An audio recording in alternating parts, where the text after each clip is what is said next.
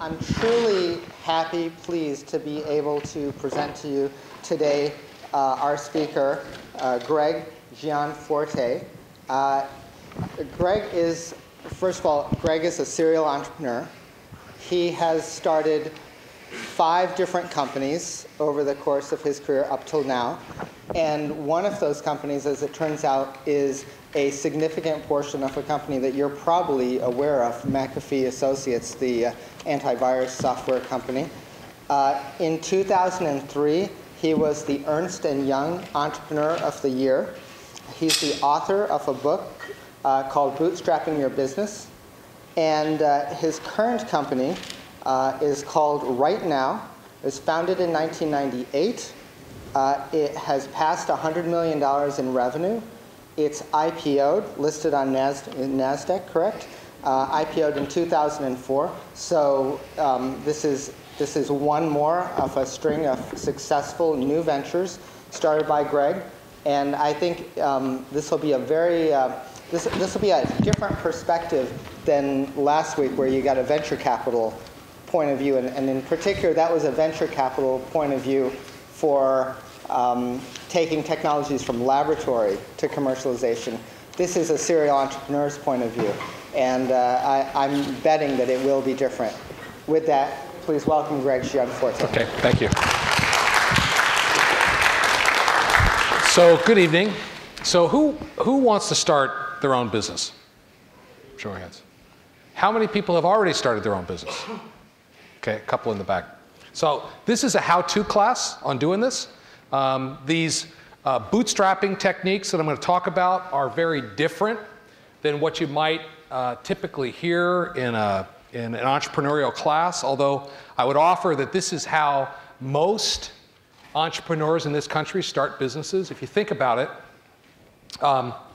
you know, there are hundreds and hundreds of thousands of businesses that get started in the US every year, and yet less than 1% raise professional money from venture capitalists or other professional sources. So that kind of begs the question, what did the other 99% do? Well, they all bootstrapped it.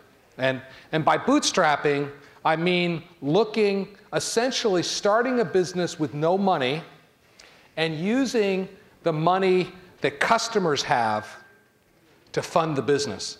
At Right Now Technologies, the most recent company I've started, we started with no outside capital.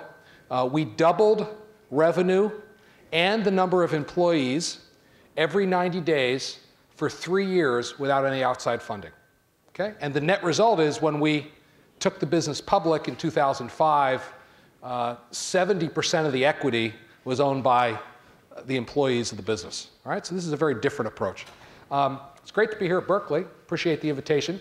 My wife is an alum from Berkeley. She graduated out of the mechanical engineering school. She did her master's here. I'm an engineer myself. My undergraduate degree is in electrical engineering. My master's is in computer science. So I'm a tech guy. And how many people are in the engineering program? Is that most, everybody?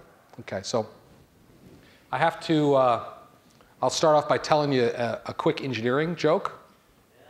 You want to hear an engineering joke? Okay. The engineer turns out good in this story. So what happened when the engineer died and went to hell? Did you hear this? What happened? Got down there, and you know, he got there and he was very uncomfortable because it was hot, you know, and people were screaming, but being an engineer, he's very resourceful. So first thing he did was built an air conditioner and cooled the place down. And that was much more comfortable, but then there was really nothing to do. Everybody was just standing around. So then he built a swimming pool. And so then people had things to do. So about 2 weeks later, God got on the phone with the devil. And he said, I hope you're suffering. And the devil said, actually, you know, it's quite pleasant down here now. And everyone's in the pool at the moment. And God said, how is this possible? And the devil said, well, somehow I got an engineer. And God said, you know, you're not supposed to get any engineers. They're supposed to come up here. He says, well, somehow it happened. And God got very angry. He says, you have to send that engineer back right away. The devil says, you're not getting my engineer. This is the best I've had it in a long time. He says, God said, you have to send him back. In fact, I'll make you send it back. He says, how are you going to do that? God says, well, I'll sue you the devil said, where are you going to get a lawyer? So anyway. So the bad news is there is a test at the end of this presentation. It's an easy test. It's a multiple choice test, better than an essay test. Okay, but I will share with you the principles of bootstrapping, and then we're going to see how well you do. Okay, and you decide. There's a scorecard. You know, on one extreme, you know, you're prepared for government service. On the other extreme, you're like ready to go start your own business. Okay, so you can decide which end of the spectrum you're on. I want to spend a minute just talking about right now technology. This is the company I founded in '98. We are a software as service company, which means we deliver our applications on a hosted basis. We work with, we've now had 8 straight years of revenue growth. We passed $100 million this past year. We were one of the top IPOs of 2004. In fact, we just beat Google in total appreciation during 2004 on a percentage basis. We don't quite have their market capitalization, but we did pass them in total appreciation. We've got about 1,800 clients around the world. They tend to be larger organizations. About 60% of our business is with corporations over $1 billion in revenue. So our clients are people like Medicare, Motorola, Black & Decker, Briggs & Stratton, big organizations that have a lot of focus on consumers, okay? So that's my most recent experience here. So I want to start with a little insight into why I think it's better to bootstrap a business than to go down the conventional road. And when I say the conventional road, if you get, you know, 100 MBAs together and ask them, how do you start a business? My experience has been 100 of them will say, what do you do first? Write a business plan, right? And then what do? You go raise money, right? And then what do you do next? You start a bonfire and you pitch the money on the bonfire and you hope there's a company there before you run out of money, right? Bootstrapping is a totally different approach to starting a business, and as I mentioned earlier, it's how most entrepreneurs start businesses, okay? So bootstrapping involves using customers' money to get started. In bootstrapping, because you have to face real-world issues sooner, like why will somebody write me a check, okay? There's not this period of where there's a safety net where you're not having to deal with these legitimate issues. In a bootstrap business, you got to go out and get started. When we started Right Now, I started in an extra bedroom of my house, and we had this crazy idea that the internet was going to change how companies communicate with their customers. And if you think about it, Nikon is one of our clients, and it used to be that when Nikon shipped a camera, they shipped it to a retailer, and the retailer then sold it to a consumer. And if that consumer had a question about how to use the camera, they went back to the retailer. Well, a lot of things have changed. Now we have digital cameras that cost, you know, $100, and they're sold through Target and Walmart and Costco and these places. No longer do consumers go back to those outlets. What do? They go back to the manufacturer. So this has created a whole new set of costs for organizations. So we had this idea that the internet was going to disrupt how companies communicate with their customers. And is there something we could do to help in that regard? So Confucius said, you're never in a position to learn until you're totally confused. And I think there's a lot of truth in that. There's a process of immersion where we started by making a lot of phone calls and calling companies up and saying, is the internet changing the way you talk to your customers? And what we heard over and over again was they said, we can't deal with all these emails, we can't deal with all the inquiries we're getting because the distribution channel was collapsing. And we asked them what they were going to do about it. And by and large, they were saying, well, we're going to hire more people. And we thought about that, and the promise of the internet was always about how do we help people get immediate access to information? Is there some way we could improve that process? So we came up with this idea of putting questions on a website that were dynamic and allowed people to help themselves. And we didn't write any software. We wrote down a couple of ideas that we thought people would be interested in buying, and then we called, and it was the collective we. This is me in the extra bedroom, right? So I'm calling these people saying, if we had a product that allowed you to put questions and answers on your website and all the emails went away, would you buy it? And they said no. And we said, why not? And they told us, and then we put it on the sheet and we made the next phone call. And through this iterative process, over about 300 or 400 phone calls, we were able to hone in on exactly an initial, it wasn't even a product, it was a featurette, okay? So I think one of the problems entrepreneurs get into is they think they got to boil the ocean before they can go to market. And the learning doesn't really start until you have some value proposition. The beauty of being bootstrapped is you have no overhead, so it doesn't matter what that first customer pays you. It's more than what you got before. And when you go through this discovery process of asking a lot of questions and literally going out and starting to sell before you have a product, you learn a lot about wants and desires in the community, in the target customer base you have. So we got to this point, after a month, we knew exactly what customers would buy, okay? After 400 phone calls. And at that point, what we invested? A bunch of phone calls. That was it. We had no software or anything. And we went away then and built an initial product. It took 45 days because we didn't have to build, this whole apparatus. We built a feature. And our first customer was PictureTel, and then we signed Time Warner. And they paid us almost nothing, like $3,000 a year, $250 a month. But you got to get the cash started somehow, all right? So the first reason to bootstrap, and I'm trying to give you a sense of this process, it's a discovery process, rather than business plan, raise money, build the ark, wait for the animals to come, hopefully the tide will rise. This is a very different approach, very incremental. The second reason is bootstrapping forces you to start the sales learning process sooner. The only activity in an early stage bootstrap company is selling.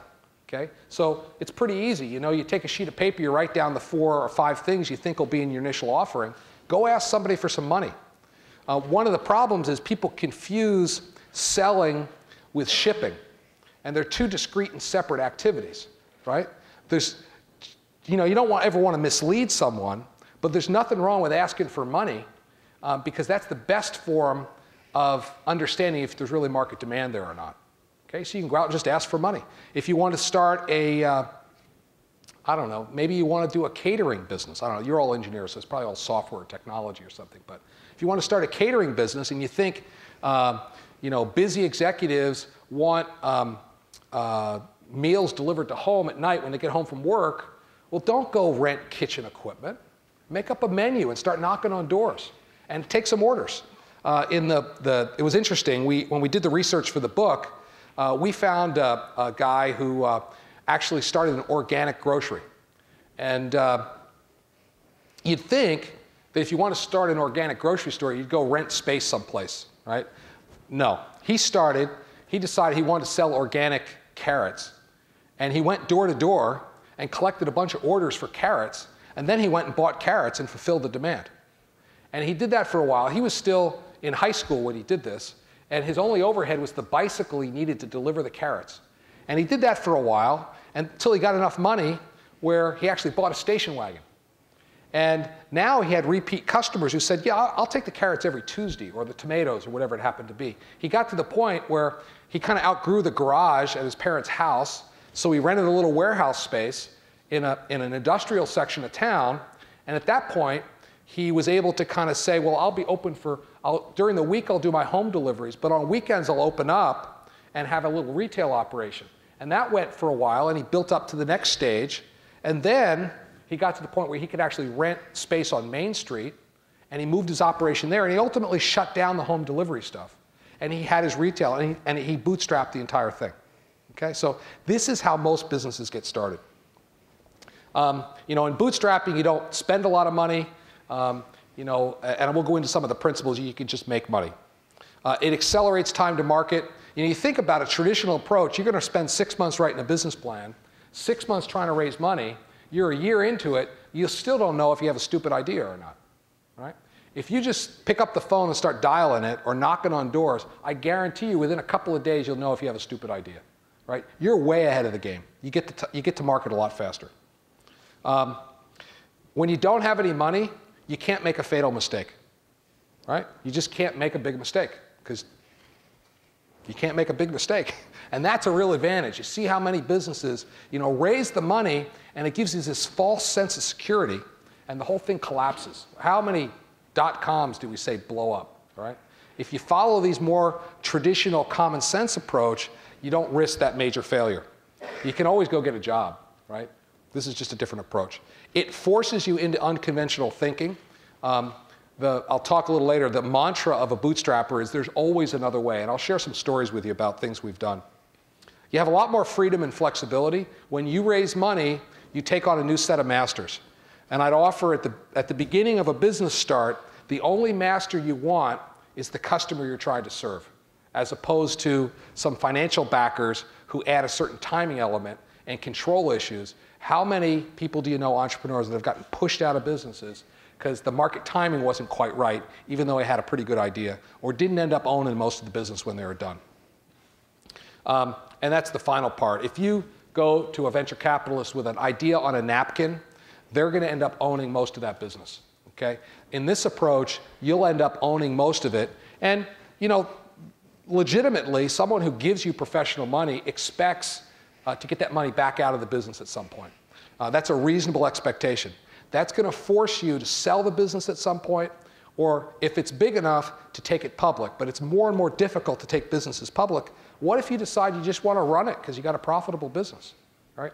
That option is precluded if you raise professional money. Okay, so these are some of the things. And the answer, I was on a panel recently where it was all venture capitalists and then me, and I put up the 7 reasons why you should never raise venture capital. Now, I have to admit that I have raised venture capital. So in the Right Now Technologies business, when we got to about 160 people, we raised about $32 million of venture capital. My partners were really good in that regard, but I would also say that we had about a $6 million a year business, and they gave us a $130 million valuation, right? So on those terms, I'd probably raise more money today as well, right? So it was a different time in '99 than it is today. So let me just hit these quickly. Having a safety net of venture capital masks the hard questions you should be asking about the business. If you're coming in every day and saying, you know, I need to put food on the table, where's that next order coming from? You're forced with figuring out how you're going to serve your customer. And I think that's a good thing. Raising money takes a lot of time away from trying to serve the customers that you're building a business around. I mentioned it adds an additional set of masters. With money, this is the bad side of this, you can make a fatal mistake. Maybe you really should buy that Super Bowl ad, right? Or whatever the stupid idea is. You know, I'm not saying, you know, it's just you can make a fatal mistake. Money removes spending discipline. You know this from your own experience. You have a windfall, maybe a job you're in, you get a big check, you work some overtime. How long does that money stay in your checking account? Right? It's gone, right? And it's gone because when you have it, it just kind of falls out of your pockets. Now, maybe you're a Scrooge and you don't spend any money. Then you're really qualified to be an entrepreneur, especially a bootstrapper. Okay? But money will remove spending discipline. How many stories have we heard about people renting all this office space, buying furniture? That has nothing to do with satisfying a customer. And as I mentioned, it fixes your exit strategy when you raise venture capital, whether you want to exit or not. And finally, as I mentioned, you sell your equity very dearly. So what I'm going to go into next is there are 5 rules of bootstrapping that I want to talk about. And I'll give some examples in each area. And then I'm going to lead you through a kind of a checklist. Okay, Greg, this sounds good. What should I do next? And I'll give you the steps you actually execute. Okay? So first, sales is job number 1. I've already intimated this. Sales in a business is the only job that really has to be done well. I mean, given a choice between great sales and a good product, or a great product and good sales, I take great sales every day. Okay? Because in a very real sense, some people think, well, I'm an entrepreneur, you know, I'm a business person, I don't get my hands dirty with that stuff. Somehow sales is this used car salesman kind of thing. The reality is, my belief is, sales is the most noble job there is, because it's the job, not in a forcing somebody to do something they're not supposed to do, but in the sense that sales is where you take a business proposition and connect it with a real need. okay? And you help somebody do something they may not have thought was possible before, and you improve their life or you improve their business operations in some tangible way. And I mentioned you can't confuse shipping with selling. Some people say, well, I can't go out and sell yet. I got to build my product first. I think that's the biggest mistake you can make. The first job you ought to do is go start selling, because that'll tell you what people want to buy. Now, again, you shouldn't make commitments you can't keep, but you'd be surprised how easy it is to mock up a sheet of paper, not a fancy brochure, maybe a quick web page or something, and go out and just start trying to take orders. You know, right now, I described the beginning process where I built this first product. Once I had it and found out that people would pay for it, the next 6 employees I hired were salespeople. You know, they came up to speed very quickly. We hired 6 salespeople before I hired the first engineer. We had 30 salespeople before I had somebody in marketing. And we had, I think, 40 people before I had somebody in accounting. Fortunately, my wife has an MBA and she was doing the books and stuff at the background. But the sales is the lifeblood of a business. And if you don't have that, you don't have anything else. Okay? So that's job number 1. Secondly, in a bootstrap business, you must be profitable. And not profitable in a GAAP accounting sense, profitable in a cash flow sense. The money that comes in has got to be greater than the money that goes out. Okay, we have a whole chapter in the book on how to do cash flow management and why income statements and balance sheets are irrelevant for a bootstrapper. And really the only financial statement you need is a cash flow forecast, okay, which predicts how much cash you're going to have at the end of the month. You can only do the urgent things, not the important ones. People will tell you that you got to do this, you got to have a focus group, you need a marketing department, you need fancy brochures. It's amazing. We didn't have any brochures in our business until we were 65 people, okay? Because you call somebody on the phone and say, I think you should take advantage of this opportunity, and they'd say, well, send me some literature. Well, that's an excuse to get you off the phone. What we said instead was, well, if you have a need, how about we just implement our product for you?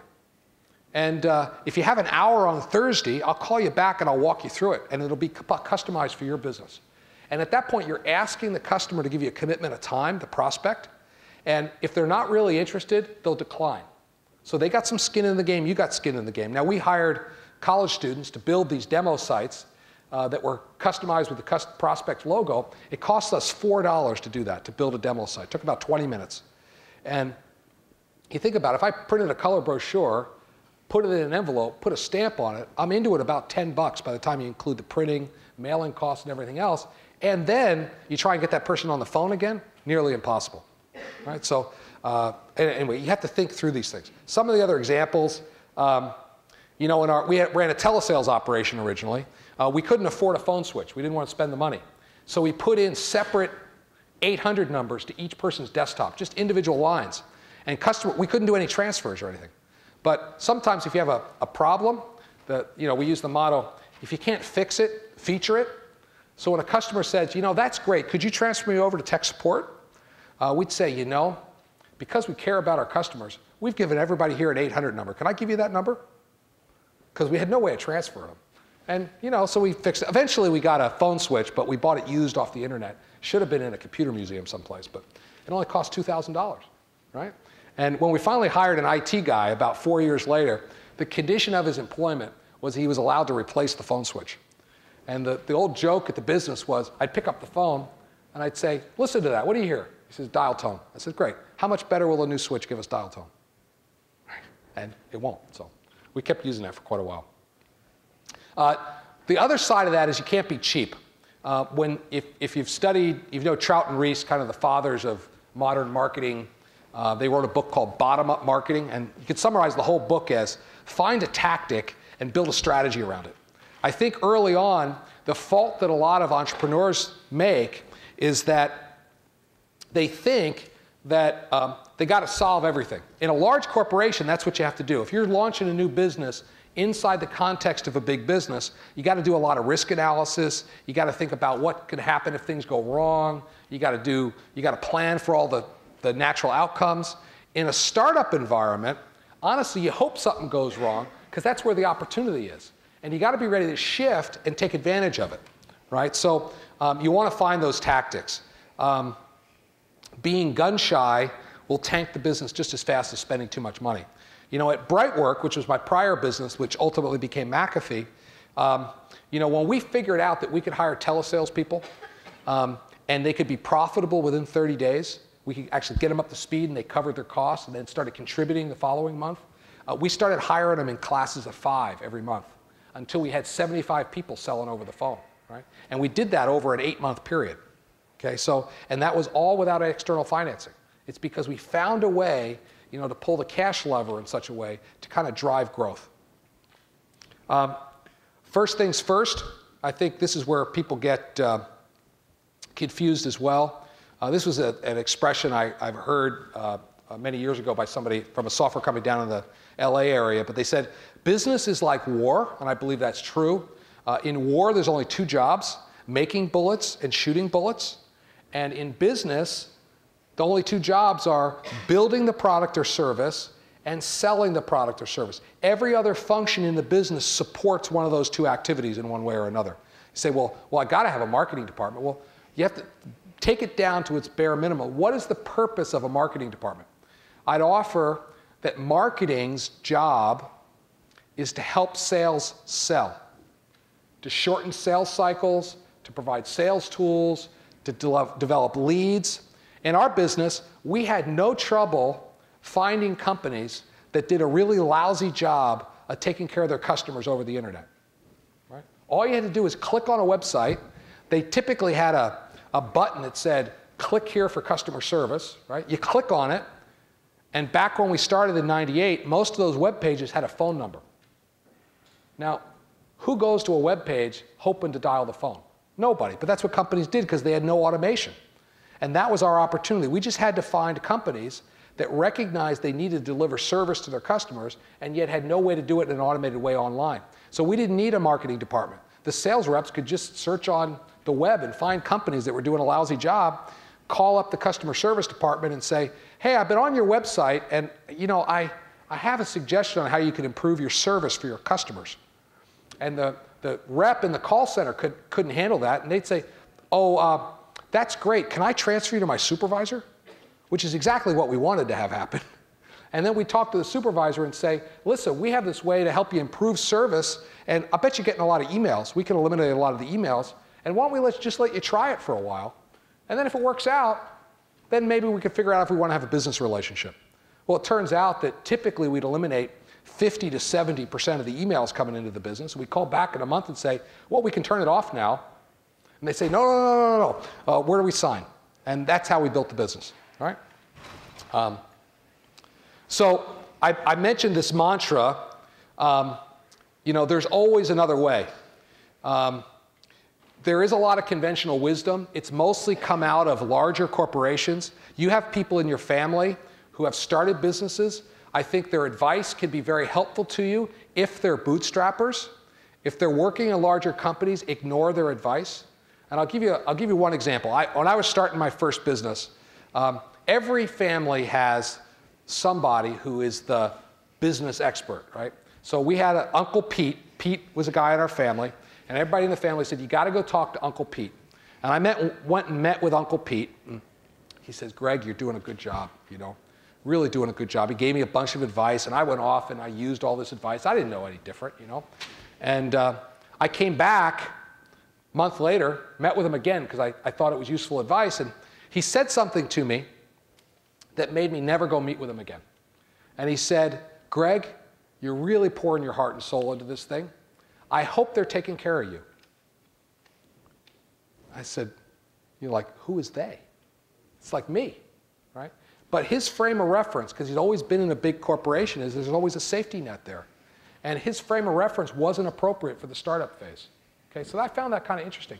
If you find advisors, find bootstrappers who have done this without outside funding. Also, a marketing professional who's worked in a large corporation and is used to a big budget is going to tell you you need a big budget. There's always another way to get something started. In my prior business, we had a problem. My partner and I were on his sun porch. That's where we started. And we had this piece of software that we were selling into Novell NetWare environments. We're doing network management software. And sales were terrible because nobody would talk to us. We had no credibility. We call up and they say, who? What? And we knew that we had to use somebody else's credibility somehow. So we decided Novell at the time, this is back in the mid-'80s, was the biggest vendor in networking software. We said, well, we need an endorsement from them. So we said, how do we even get their attention? We're in a sun porch in New Jersey. And so we did the logical thing. We bought a 48-foot-long billboard across from their headquarters. Now, their headquarters was in Provo, Utah. And in Provo, Utah, billboards don't cost very much. We only had about $500 left in the bank. Fortunately, this billboard only cost like $150 a month, including lights. It was really a good deal. And so we put this thing up, and the company was called Brightwork. So we painted on this billboard in like 8-foot high letters, "Don't just network, Brightwork." And that's all it said, right? So the next day the phone rings, and my partner answers it and says, yeah, this is the Senior Vice President of Corporate Communications at Novell. Could I have your PR department, please? So he puts his, we only have one phone, so he puts his hand over the phone. And he says, do you want to be the PR department? I said, so sure. So he passes the phone over, and I take a PR department. You always want to create a bigger image, you know, if you can. So PR department, and he says, the woman on the other end says, well, could you get us a press kit out? And I said, well, I'd be happy to, but please give me your FedEx number. So I wrote it down. And then I said, well, what's prompting your call today? She goes, well, it's this billboard. We're trying to figure out who you guys are. And I said, and where are you located? She says, well, Provo, Utah. I said, you mean those marketing people put one in Provo too? Like that. Anyway, long story short, within 6 weeks, we had a master distribution agreement with Novell. And we shipped like $100,000 worth of product to them that they put in the warehouses.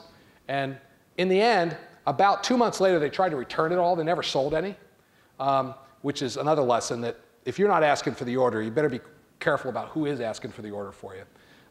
Fortunately, our contract didn't allow them to return it to us, but we're able to use the fact that Novell was distributing our product as a point of credibility to call into the banks and the larger corporations around the country to call up and say, yes, this is Brightwork.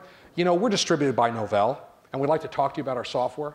And it gave us that start. Ultimately, that business grew to about $10 million a year, and that was the business that I sold to McAfee. And at the time, we were actually 50% bigger than McAfee was when they acquired us.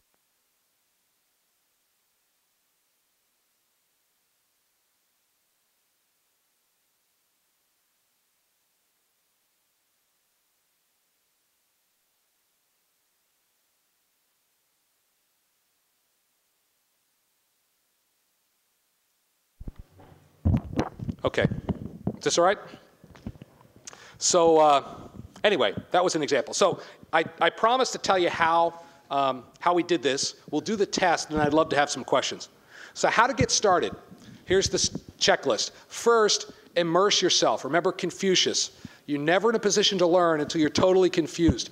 Figure out who your customer is and go spend a whole bunch of time with them. Now, I don't mean one customer, but a class of customers. I'm going to serve busy executives. I'm going to serve people that own dogs. I'm going to go pick your customer, go spend a bunch of time with them, and just get smart. And when the light bulb starts to go on, write it down on a single piece of paper, and then go back to those people and say, could I have some money, please?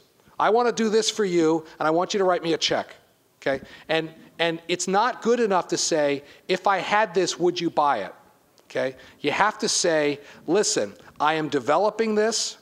It's going to be available in 8 weeks or whatever, and I want a check for $5,000 or $200 or whatever the number is. And when they say no, and a lot of people are going to say no, that's when the learning starts. And based on the no's and the why's, you change the sheet and go to the next person. And you keep doing that until you get some people giving you checks. Now, don't promise something you can't deliver in 8 weeks, but don't try and boil the ocean either. Find the feature that is the root thing that would deliver value to that customer. And then, once you've got the checks, go build the product. Now, you might decide to say, listen, I want a commitment from you. I'll deliver it in 8 weeks. Pay me when I deliver it. I mean, there's some timing issues and things. But this is basically the approach. It's pretty simple, but it's an incremental approach as opposed to a boil the ocean approach. Okay? So, again, one last point I want to say here is, I think it used to be in the US, if you asked a child, elementary school kid, what they wanted to be when they grow up, kids used to say, I want to be a fireman. I want to be a policeman. I want to be an astronaut, right? These were the dreams that kids have. Do you know what kids say today in elementary school if you ask them what they want to be when they grow up? They want to be rich, okay? And I think it's a really sad thing. Greed is not a virtue. Making money, there's nothing wrong with it. It's a natural outcome, but it becomes an idol too. And I would just say, as you start to think about developing a business, you need some form of higher purpose in the work that you do, okay? In our business, the noble purpose at right now is we help companies better serve their customers. The reason I work, I've been really fortunate in my career. I tried retirement for about 6 months, and it didn't work out very well because I didn't want to end up at the end of my life with a tombstone that said, I live in Bozeman, Montana, where the fly fishing is actually pretty good. But I didn't want to end up with a tombstone that said he caught a lot of fish, because I think every one of us is given certain skills, and ultimately we're going to be held accountable for how we use those skills in some productive way. Okay, so I would just challenge you to think about what you're doing that has a larger purpose. And in our business, we've created about 700 livelihoods right now, and our employees are sending their kids off to college and buying cars and buying houses and going on vacations, and they're living their dreams. They don't get every dream they want, but we're a big part of helping them get there. And that's very satisfying for me, and honestly, that's the reason why I work. And that's why I'd love to see you all start businesses so you can do something useful and productive. Money itself is not enough. It's a fine way to keep score, but it's not enough. So here's your test. You ready? It's only 10 questions, multiple choice. We'll go through this, okay? Now, I've given you all the answers to these questions. I should first say, these questions, all the options, the multiple choices, these are all things that I've experienced. These are true. They may sound funny, but every one of these things has happened in real life, okay? Number one, what should you do first? Write a business plan, then try to raise money. Call lots of people to understand the issues in your market. Develop a prototype, or hire a marketing consultant. B, consensus? Okay, these get harder. That's right, B. Okay? Next, you have an idea. You should implement the business plan, rent office space, and buy used office furniture. Always good to buy used office furniture. File for a patent. Fax or email your idea to 300 people, then call them. Correct? D. Again, these will get harder. D is the answer. You want to get it out there. Some people say, well, oh, this is a great idea. I can't share it with a bunch of people. Somebody might steal the idea. If you never bring it to market, you're never going to sell it to anybody either. So, okay, you have a good product. You should find a good intellectual property lawyer to protect the idea. You should build a prototype and you personally start selling it. You should try to raise money. You could hire a salesperson to sell your product. C? B? Who votes for B? Okay, some. Who votes for C? Okay, one in the back. D, who wants D? Okay, until you figure out how to sell this thing, you can't hire somebody to do it. All right, so I'd say it's B. Build a prototype and you personally, no one's going to have more passion than the entrepreneur. This is not a job you can delegate till you prove you can do it yourself. Okay, you find a prospect. Okay, now we're making progress. What to do next? Explain that you would like to have them join your beta test program. Try to get them to place an order. Tell them you don't have a product available yet. Tell them about all the features you're going to add to the product. A? Who wants A? Okay, some people. B? That is the correct answer. B. Try to get them to place an order. And if they say no, ask them why not. Okay, your product does not do everything the prospect wants. You should tell them it won't do those things. Get them to pay for the enhancements. Take the order and tell them it'll ship in 4 weeks. Explain why those things are difficult to do and convince them to buy the current product. Okay, who thinks C? Okay, some people. Who thinks B? Okay, who thinks D? Okay, this is a trick question. B and C. Yeah, either one works, right? I mean, but you know, the customer is right, right? So if they want things in the product, convincing them that they don't need those things that's going to be an uphill battle for a long time. Okay, major publication calls saying they're writing a big article about your product and they want you to buy an ad in the same issue of the magazine. You should buy the ad, tell them your advertising budget's already committed, tell them you don't have enough money, tell them to get lost. B? Is that what people think? C? B. The reason is one ad won't do anything.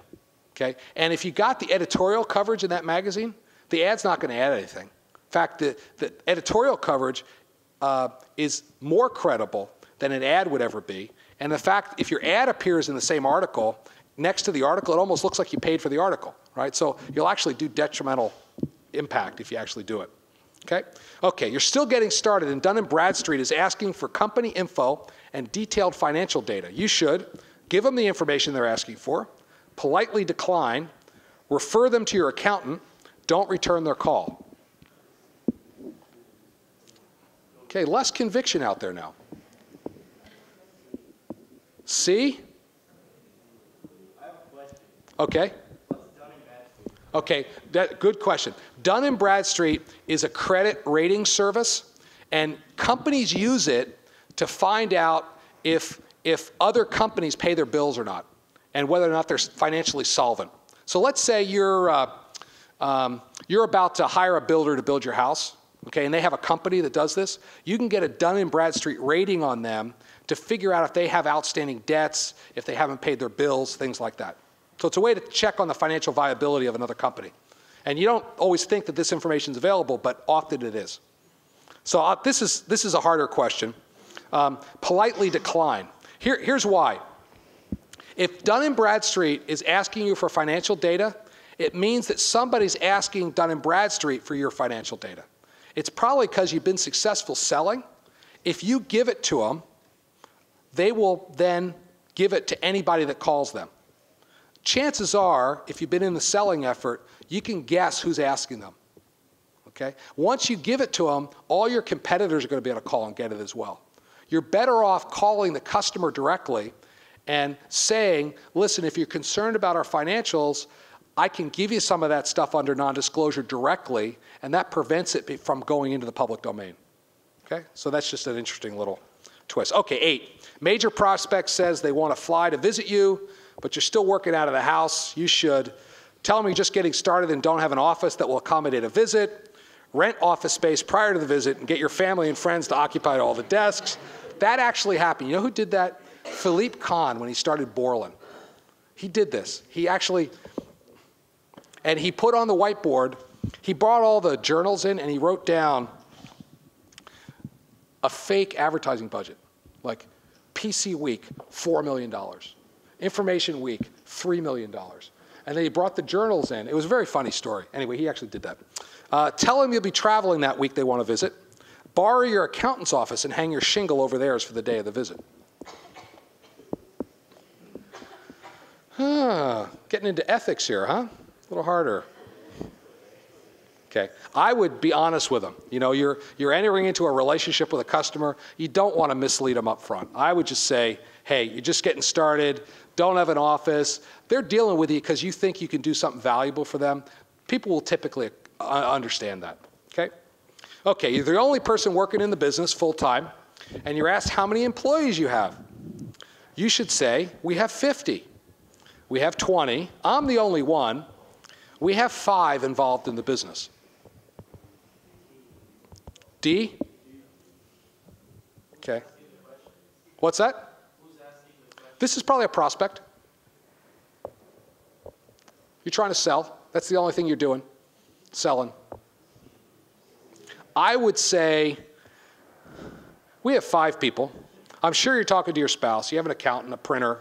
Again, I wouldn't say I have 5 employees, right? There's 5 people involved in the business, and if they really press you and say how many people work there, you'd have to be truthful with them, right? But you know, just like the billboard, you can stretch a little bit. Okay, last question. You've just made your first sale, you generated your first monthly profit. You should give yourself a raise, get a bigger office, throw a party, hire a consultant. Throw a party, okay? Because it's hard work. It really is hard work. So anyway, here you could score yourself, depending on how many you got right. Okay. And this is the book that, it has stories from about 24 entrepreneurs that started sizable businesses with no external capital, available on Amazon. It's in paperback. It's published for people that don't have a lot of money. It's only about $10. So if you're interested in pursuing this stuff, and we have a few minutes, I'd be happy to take some questions.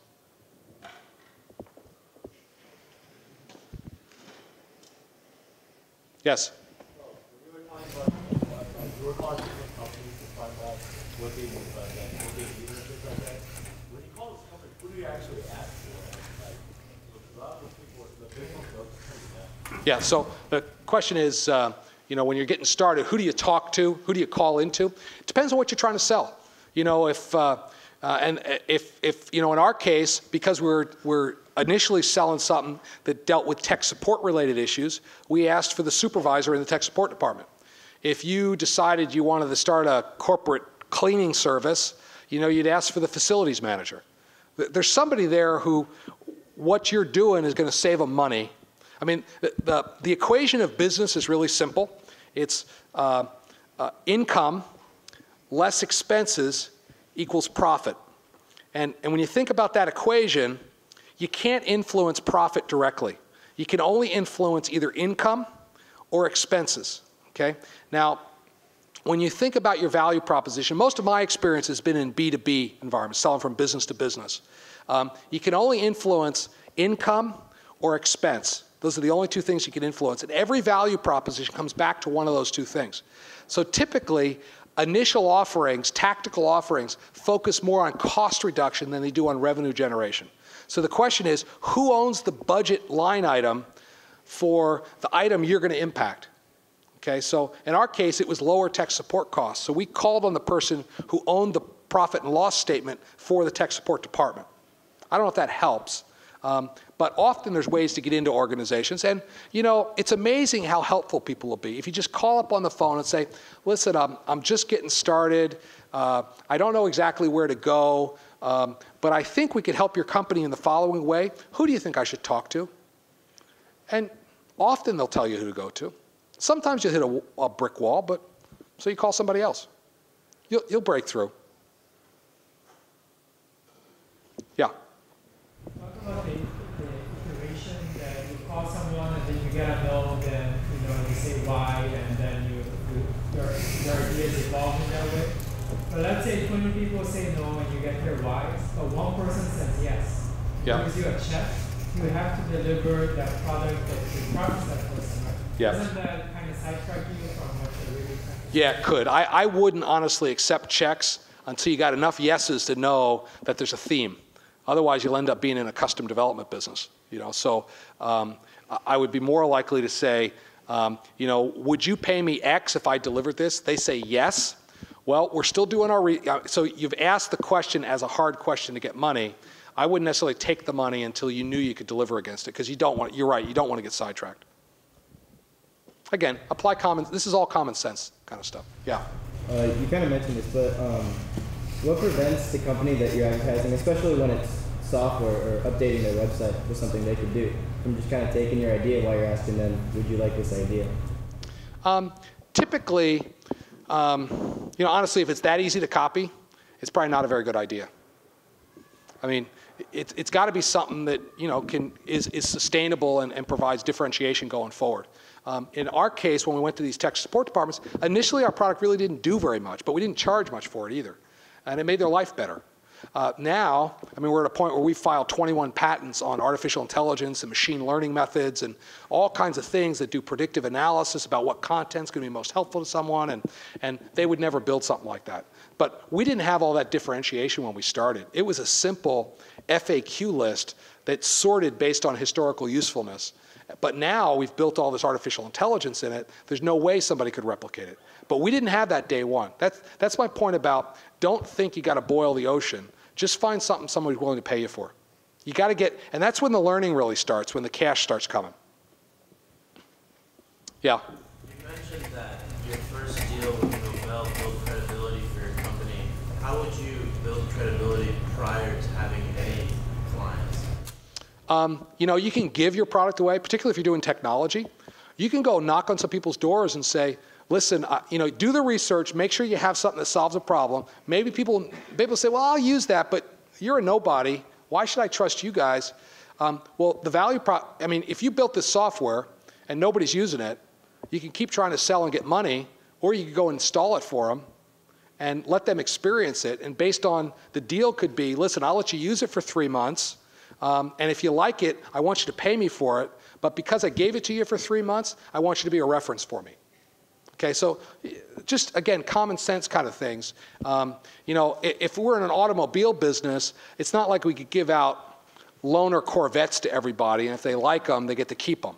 But the incremental cost of goods for software is 0.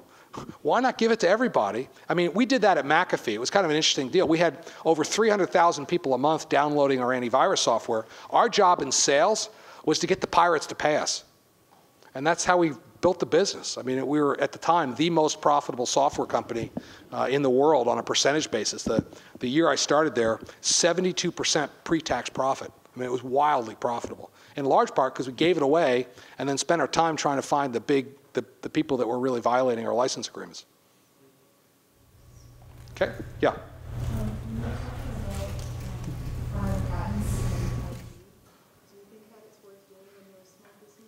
Yeah, so the question is it worth filing patents as a small business? There could be cases where it makes sense. I would say generally not. You know, to get a patent granted is 3 to 4 years. You know, you've folded up the tents and gone to work someplace else by that time that happens. If you have a really revolutionary thing, like we have a company I'm involved in up in Bozeman, they have a chip design for silicon that you put an enzyme in, and it can detect anthrax and other things within 15 seconds. Okay, that's kind of really proprietary stuff that they wanted to protect through a patent. They were smart to do a patent early. There's not that much in software that's patentable.